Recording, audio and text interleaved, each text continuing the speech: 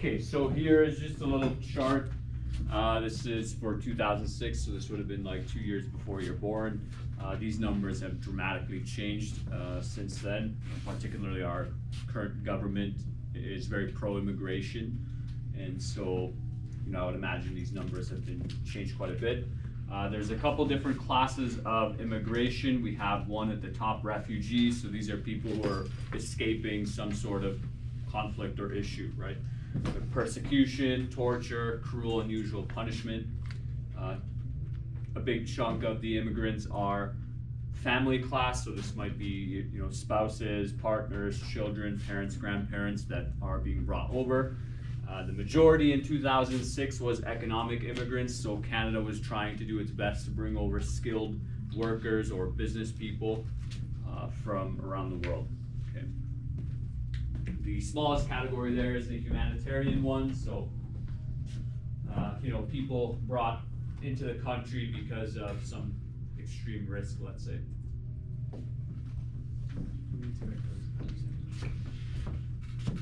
I think you should be okay. You have access to this PowerPoint. Anyways, around the 1800s to 1900s, there was a lot of immigration to Canada.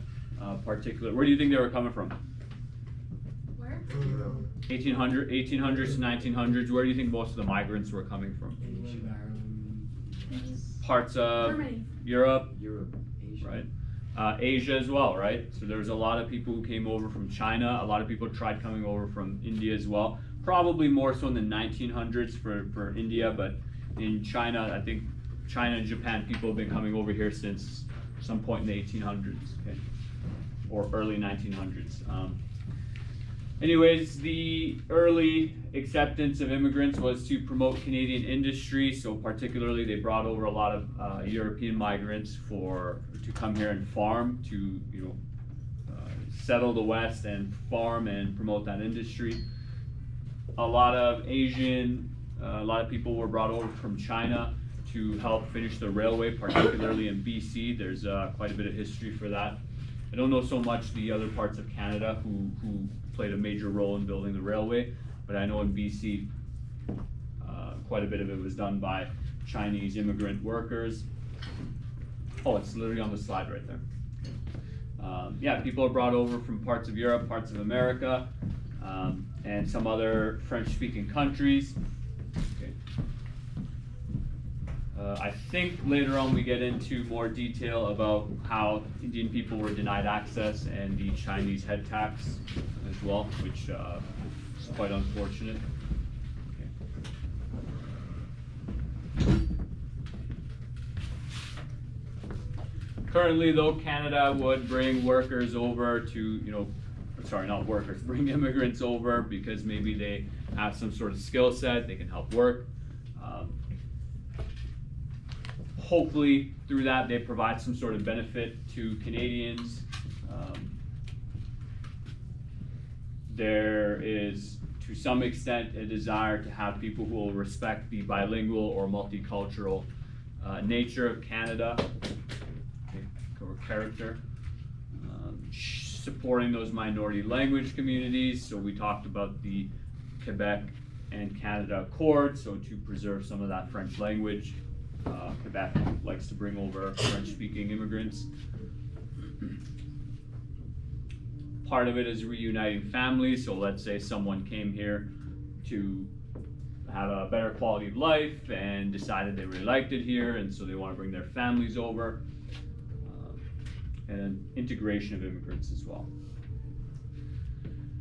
In 2002, the government introduced the Immigration and Refugee Protection Act, which set out some laws for who can immigrate to Canada, establishes various categories of immigrants and refugees, and lays out the objectives of these. So this act is what kind of shaped and defined how Canada brings people into the country, what sort of requirements they need to meet before they can be allowed in. And this would be a bit different than citizenship. Citizenship is its own process, and some of the lessons kind of next week that we'll get into, we'll look into the citizenship process.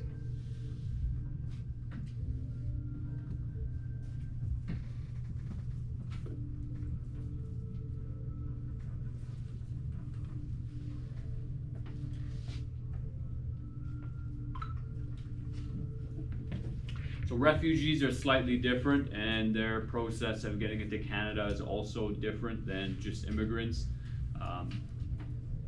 You could kind of look at accepting refugees as a sort of a form of, let's say, charitable acceptance. As that first primary point states, it's done so in an attempt to save lives or protect people, right? So was there a recent conflict that Canada accepted a lot of refugees for? Is whatsoever it's called? No, I'm not sure if we really took anyone in for that. But although there's a recent conflict, and maybe people are asking that question. Russia and Ukraine. Russia and Ukraine, very recent conflict ongoing as well, I should add, and many countries, wholeheartedly open their doors for Ukrainian refugees. Anyways, Canada and many other countries set international commitments to protect people, to provide temporary home for refugees during times of need. What about Russian refugees? Because what if the men are gonna get put into the war without drafted, and they get put in the war? It's a good perspective. I'm sure many people completely ignored the Russian perspective, and perhaps their desire to flee a unsafe, unsecure environment. A lot of Eastern Europe can be very, touch and go. It's kind of dependent on the officials who are dealing with your passports and dealing with your documentation, what will happen to you. So I feel like, and maybe I'm wrong, but I feel like a lot of the global response was kind of screw Russia and screw Russians. They bought into whatever sort of propaganda Putin has put out with his government machine. But it's a good point, right? There are victims on both sides, right? So in the Israel and Palestine conflict with Hamas, some countries might be more willing to accept Israeli refugees than Palestinian refugees. Palestinian refugees, I've also been to this region of the world, they also face an added layer of, first getting out of Palestine as well, or getting out of the Palestine-Israel region. And so it's complicated, it's not easy, these processes.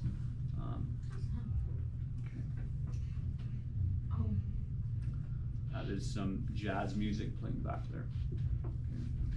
I didn't know there was a saxophone throughout the entire thing. United Nations Convention relating to the status of refugees. So Canada signed an international agreement in 1951, which is some degree of legal obligation to accept and protect refugees, as well as to provide them with the necessities of life.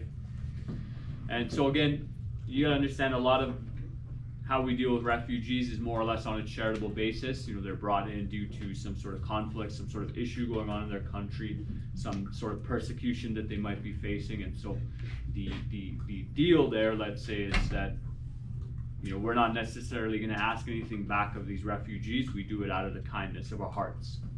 And some people might disagree with that. A lot of people say, well, before we spend money on Ukrainian refugees, or hey, the laptop's just in the back there. Thank you.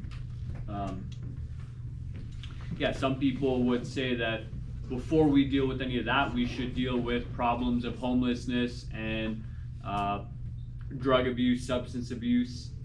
Many people will criticize Canada and say, hey, you're so busy spending all this time, money, and energy on the rest of the world. Look at how you treat your own indigenous population. Look at their situation, right? And that's kind of like a no winners argument, right? It's like, okay, so you're, let's say, harassed for helping people who legitimately need help right now, and you're harassed for not doing more in your own country, and so it produces no winners, that sort of conflict. But I mean, for the people that need help now, their lives are in danger. People need to be taken into a safe place.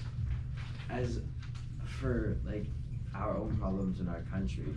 Nobody's in like danger right now. Nobody's like being No one's being captured. shot at. Yes, no one's being like Yeah. murdered. Yeah. And I mean, what we did, like, that was horrible, but like we can still make up for it in our own time. Like, we still have time to do it, but we have other problems that we can, there's other people that we can help right now. Mm-hmm. Right, and it's hard, right, to explain that to someone who might feel very strongly that, no, we don't have time. Like, we should have been doing this for the last 150 years, helping out our indigenous population. We should have. Right? And, then you just get into this circular argument of doing nothing, because you can't have one group because this group's gonna get upset, and you can't help that group because this group needs help, and, part of politics is just doing things that are necessary that people might not like, right?